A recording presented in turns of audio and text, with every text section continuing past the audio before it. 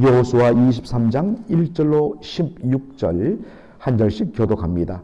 여호와께서 주의 모든 원수들로부터 이스라엘을 쉬게 하신 지 오랜 후에 여호수아가 나이 많아 늙은지라 여호수아가 온 이스라엘 곧 그들의 장로들과 수령들과 재판장들과 관리들을 불러다가 그들에게 이르되 나는 나이가 많아 늙었도다. 너희의 하나님 여호와께서 너희를 위하여 이 모든 나라에 행하신 일을 너희가 다 보았거니와 너희의 하나님 여호와 그는 너희를 위하여 싸우신 이시니라. 보라, 내가 여간에서부터 해지는 쪽 대까지의 남아있는 나라들과 이미 멸한 모든 나라를 내가 너희를 위하여 제비 뽑아 너희의 지파에게 기업이 되게 하였느니라.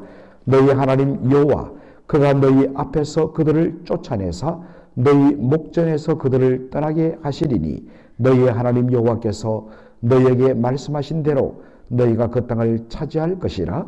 그러므로 너희는 크게 힘써 모세의 율법책에 기록된 것을 다 지켜 행하라. 그것을 떠나 우로나 좌로나 치우치지 말라. 너희 중에 남아있는 이 민족들 중에 들어가지 말라. 그들의 신들의 이름을 부르지 말라. 그것들을 가리켜 맹세하지 말라. 또 그것을 섬겨서 그것들에게 절하지 말라. 오직 너희 하나님 여호와께 가까이 하기를 오늘까지 행한 것 같이 하라. 이는 여호와께서 강대한 나라들을 너희의 앞에서 쫓아내셨으므로 오늘까지 너희에게 맞선 자가 하나도 없었느니라. 너희 중 한 사람이 1000명을 쫓으리니 이는 너희의 하나님 여호와 그가 너희에게 말씀하신 것 같이 너희를 위하여 싸우심이라. 그러므로 스스로 조심하여 너희의 하나님 여호와를 사랑하라. 너희가 만일 돌아서서 너희 중에 남아있는 이 민족들을 가까이하여 더불어 혼인하며 서로 왕래하면 확실히 알라. 너희의 하나님 여호와께서 이 민족들을 너희 목전에서 다시는 쫓아내지 아니하시리니 그들이 너희에게 올무가 되며 덫이 되며 너희의 옆구리에 채찍이 되며 너희의 눈에 가시가 되어서 너희가 마침내 너희의 하나님 여호와께서 너희에게 주신 이 아름다운 땅에서 멸하리라. 보라, 나는 오늘 온 세상이 가는 길로 가려니와 너희의 하나님 여호와께서 너희에게 대하여 말씀하신 모든 선한 말씀이 하나도 틀리지 아니하고 다 너희에게 응하여 그 중에 하나도 어김이 없음을 너희 모든 사람은 마음과 뜻으로 아는 바라. 너희 하나님 여호와께서 너희에게 말씀하신 모든 말씀이 선한 말씀이 너희에게 임한 것 같이 여호와께서 모든 불길한 말씀도 너희에게 임하게 하사 너희 하나님 여호와께서 너희에게 주신 이 아름다운 땅에서 너희를 멸절하기까지 하실 것이라. 만일 너희가 너희의 하나님 여호와께서 너희에게 명령하신 언약을 범하고 가서 다른 신들을 섬겨 그들에게 절하면 여호와의 진노가 너희에게 미치리니 너희에게 주신 아름다운 땅에서 너희가 속히 멸망하리라 하니라. 아멘. 오늘 저는 여호수아 23장을 본문으로 선한 말씀, 불길한 말씀이란 제목으로 말씀을 나누고자 합니다. 오늘 본문은 여호수아의 현재 상태를 두 번 반복해서 말하고 있습니다. 여호수아가 나이 많아 늙은지라.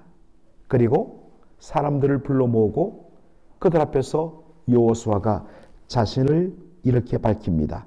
나는 나이가 많아 늙었도다. 여러분, 이 당시 여호수아의 나이는 몇 살이었을까요? 이제 우리가 내일부터 여호수아의 마지막 모습을 24장을 통해서 보게 되는데 24장 제일 마지막에 보면 그가 바로 110세를 향유하고 하나님의 부르심을 받았다라고 되어 있습니다. 여호수아는 모세를 뒤이어서 이스라엘 백성들을 이끌고 가나안 땅을 들어가서 그 땅을 정복했던 그러한 사람이었습니다. 한때는 젊었지만은 그도 모든 사람들이 가는 그 길을 가게 된 것입니다. 그래서 이제 자신의 남은 날이 얼마 남지 않은 것을 그렇게 마음속에 느끼고 이스라엘 백성들의 지도자를 불러 모읍니다. 그래서 백성들을 대표하는 지도자들 앞에서 일종의 유언적인 그런 메시지를 전합니다. 그는 어떻게 하면 이스라엘 백성들이 이 땅에서 하나님 앞에서 바로 설 것인가 라는 부분에 초점을 맞추어서 말하고 있습니다. 먼저 이스라엘 백성들이 주의할 것, 그것이 7절에 나옵니다. 너희 중에 남아있는 이 민족들 중에 들어가지 말라. 그들의 신들의 이름을 부르지 말라. 그것들을 가리켜 맹세하지 말라. 또 그것을 섬겨서 그것들에게 절하지 말라 라고 이야기합니다.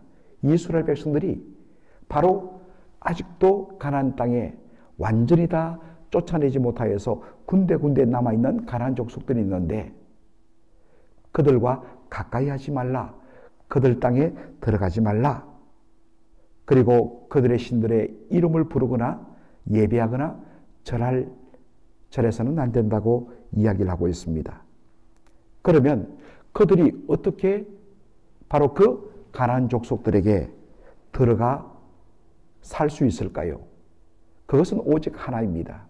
바로 12절 이하에서 나오는 대로 가나안 족속들과 결혼하는 방법을 통하여서 바로 그들과 바로 서로 간에 교류하게 되고, 여러분, 결혼이란 것은 단순하게 두 남녀 간의 사랑이 아닙니다. 결혼은 집안과 집안, 그리고 그 집안을 뛰어넘는 가문과 가문, 족속과 족속 간의 결합이 됩니다. 그래서 결혼을 통해서 서로의 사상과 서로의 종교가 함께 그렇게 나누어지게 되어 있습니다. 따라서 이스라엘 백성들이 이방 족속의 딸들과 혹은 아들들과 그렇게 결혼하게 된다면 자연스럽게 그것이 이방 신을 받아들이고, 그래서 여호와 신앙과 이방 우상 신앙과의 바로 혼합주의가 일어나게 되어 있는 것입니다. 바로 그것을 잘 보여주는 것이 결국 사사시대 300년간의 바로 흑암의 시대가 바로 그러한 모습인 것입니다. 이것 때문에 바울은 고린도후서 6장 14절에 너희는 믿지 않는 자와 멍에를 같이 하지 말라 라고 말한 것입니다. 여러분, 멍에를 같이 한다라는 것, 우리 한국에서 바로 소가 쟁기를 끌거나 소가 수레를 끌기 위해서 바로 소의 목에 그렇게 씌워서 줄을 감아서 연결하는 것이 멍에입니다. 한국에서는 멍에가 하나입니다. 그런데 고대 근동지역, 이 팔레스타인 지역에서는 멍에가 반드시 두 개로 되어 있습니다. 그래서 한 멍에에 두 마리의 소가 바로 목을 들이밀어서 그렇게 수레나 쟁기를 끌게 되어 있습니다. 그러므로 함께 멍에를 맨다는 것은 같은 방향을 향하여 걸어간다. 그리고 한 몸이 된다라는 뜻입니다. 그래서 예수님께서 마태복음 19장 5절 6절에서 하나님께서 하나되게 하신 것을, 하나님께서 짝지어 주셨으니 하나되게 한 것을 사람이 나누지 못할지니라 했을 때 하나님이 하나로 짝지어 주셨다라는 말이 함께 멍에를 치고 가게 하셨다. 멍에는 두 마리의 소가 함께 묶여서 한 방향을 하여 걸어간다는 뜻이 되기 때문인 것입니다. 그러므로 믿지 않는 자와 멍에를 같이 하지 말라. 이것은 불신자와 결혼해서는 안 된다. 왜 그렇습니까? 어떤 분은 말합니다. 우리가 불신자와 결혼해서 그를 전도하고 또 그것을 통하여 그 가문 전체를 복음화하는데 참 중요하지 않느냐, 그렇게 말을 하기도 합니다. 그러나 은밀하게 그것은 핑계고요. 사실은 그렇게 어떤 면에서는 믿는 자가 믿지 않는 자와 함께하면 결국에는 같은 방향으로 갈 수밖에 없기 때문에 온전히 주님을 섬길 수가 없게 되는 것입니다. 이것 때문에 사도 바울은 바로 반드시 믿는 자와의 결혼을 이야기하고 있습니다. 여호수아가 경고합니다. 하나님의 말씀은 하나도 틀리지 않고 그대로 다 이루어진다. 하나님께서 하나님의 말씀을 따라 사는 자에게 주시는 선한 말씀, 축복의 말씀도 그대로 이루어지고 하나님의 뜻에 불순종하는 자에게 내리는 바로 저주의 말씀, 불길한 말씀도 그대로 이루어진다라고 말합니다. 선한 말씀이란 뭐겠습니까? 우리가 마음을 다하여 정성을 다하여 주 너희 하나님 여호와를 사랑하며 그 하나님을 사랑한다는 것은 감정적인 것으로 나타나는 것이 아니라 결국에는 하나님의 말씀대로 삶으로 의지적인 결단으로 하나님의 말씀을 삶으로 하나님을 경외하며 살아가는 것이 증명되는 것입니다. 하나님을 사랑하고 하나님을 경외하여 하나님의 말씀에 순종하는 자에게는 하나님께서 주시는 아름다운 땅에서 하나님이 예비하신 모든 복들을 누린다라는 것, 이것이 선한 말씀입니다. 반면에 불길한 말씀은 어떤 말씀일까요? 만일 너희가 하나님을 떠나고 우상을 숭배하며 하나님의 말씀을 저버리며 너희 소견에 옳은 대로 자신의 탐욕을 따라 살아가게 되면 하나님께서 너희들을 이 아름다운 땅에서 다 망하게 하리라 하시는 말씀, 이것이 불길한 말씀입니다. 그러므로 우리가 어떻게 행하느냐에 따라서 이 하나님의 말씀은 선한 말씀으로 이루어지기도 하고 불길한 말씀으로 이루어지기도 한다는 것입니다. 이것 때문에 이스라엘 백성들이 이제야말로 힘써야 할 것, 지금은 그저 눈앞에 보이는 가나안 족속들을 물리치고 땅을 차지하고 땅을 분배하는데 온 신경을 썼기 때문에 어떤 의미에서는 우상에게 눈을 돌릴, 또 가나안 족속들의 타락한 문화에 눈을 돌릴 그러한 시간적인 여지가 없었습니다. 사실 우리가 바쁘면 딴 데 눈을 못 돌립니다. 그런데 이제 조금씩 안정되고 모든 삶이 정리되고 어느 정도 어떤 면에서는 먹고 살만하고 여유가 생기면 그 다음에 자연스럽게, 예전에는 하나님 없이는 안 된다고 막 기도하며 했던 것이 어느 순간부터 자꾸만 주변의 것에 눈이 돌아가면서 그쪽의 마음이 그렇게 열리는 것입니다. 그러므로 정말로 이때부터 이스라엘 백성들이 힘써야 할 것이 뭐냐? 바로 6절의 말씀이죠. 너희는 크게 힘써 모세의 율법책에 기록된 것을 다 지켜 행하라. 그것을 떠나 우로나 좌우로나 치우치지 말라. 진짜 이제부터 영적 싸움이 시작된다는 것입니다. 왜냐하면 하나님께서 주신 이 땅에 정말 풍성한 것들을 그들이 마음껏 누리기 때문에 진짜 유혹과 영적인 싸움은 지금부터 시작된다는 것입니다. 그러므로 정말 온 힘을 다하여 바로 초점을 맞추고 힘써야 할 것은 모세의 율법책에 기록된 이 하나님의 말씀을 온전히 지키는데 힘써야 한다는 것입니다. 보통 우리가 모세의 율법책, 율법하면 우리는 벌써 우리에게는 법이라는 이미지가 있습니다. 사실 이건 번역이 잘못된 것이고요. 율법이란 말은 히브리어로 토라라고 이야기합니다. 토라라는 것은 하나님께서 당신의 뜻을 우리에게 가르쳐 주신 것, 하나님의 말씀이란 뜻입니다. 그런데 이것이 율법으로 번역됨으로 말미암아 우리에게는 자꾸만 어떤 무거운 개념으로 다가오는데 그렇지 않습니다. 바로 모세를 통하여 하나님 백성이 마땅히 하나님의 뜻대로 살도록 가르쳐 주신 그 말씀대로 좌로나 우로나 내 생각에 따라서 그렇게 흔들리지 말고 하나님께서 우리에게 하나님의 백성은 어떻게 살아야 되는가, 어떻게 하나님께 영광을 돌려야 되는가, 하나님 말씀에 다 있다는 것입니다. 오직 그 말씀을 따라 사는데 힘써 지키라 라고 말하고 있습니다.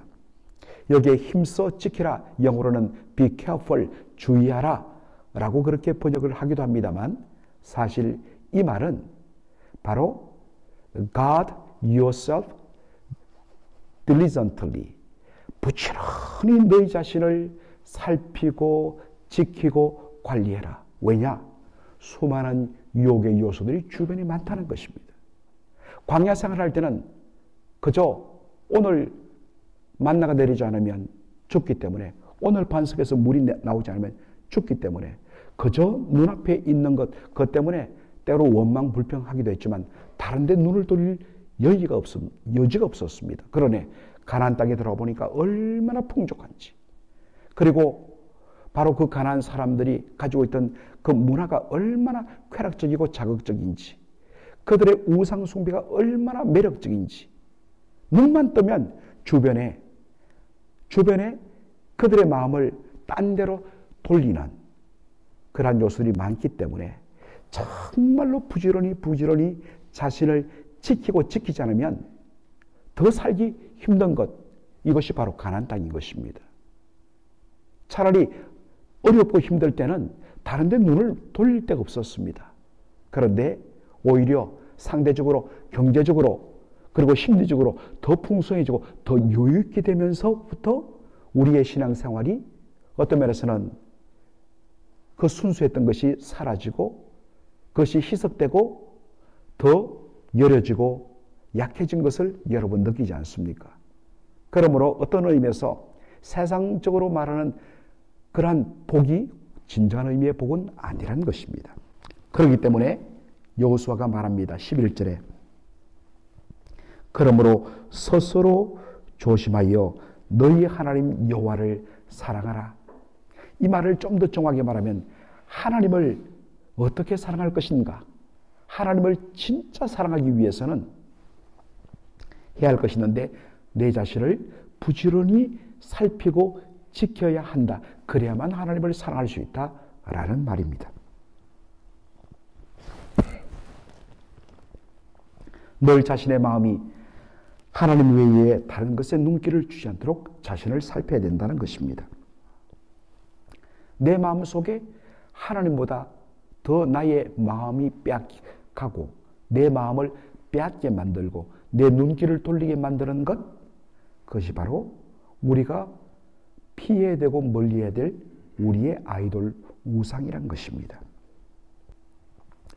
그 우상을 철두철미하게 제거하고 멀리하며 하나님을 가까이하며 하나님을 바라보는 것, 그럴 때 진정으로 하나님을 사랑할 수 있다는 것입니다. 여러분, 신앙생활은 하나님의 은혜로 하는 것입니다. 그러나 그 하나님의 은혜로 주어진 이 신앙의 축복을 정말로 더 풍성하게 만들고 더 크게 만드는 것은 바로 우리의 몫이요 우리의 사명인 것입니다. 그저 주일만 되면 교회에 오고 그러한 어떤 면에서는 수동적인 신앙에서 적극적으로 어떻게 하면 내가 하나님을 기쁘시게 할까?